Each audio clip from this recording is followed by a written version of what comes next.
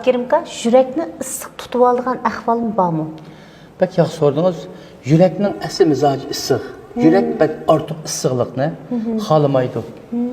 Şuna ziyade göç xumar, tatlı xumar, may xumar, tuz xumar kişiler asalda yürek keseliga giribdor bo'lib qoladi.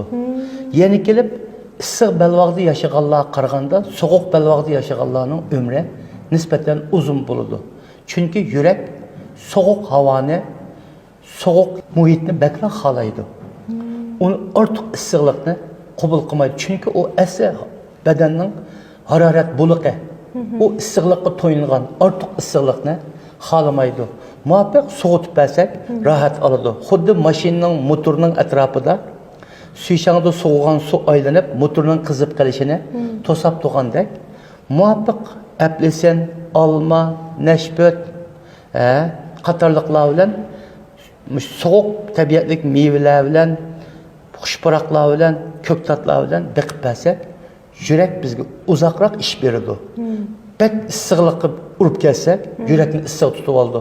Yurakni issiq tutib olganlikning alomati ozroq demak joylarga kirsa, faqat bir aram bo'lib, derizini ichib o'tkazib kelib qilish.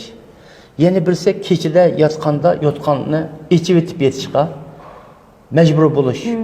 Putini cho'qim yotgandan chiqarib yetish. Alqan tapan qizib olish. Eng muhimi chiroyi tatrab qancha kuchli yegan sira shuncha mag'dursizlanib ketish bo'ladi.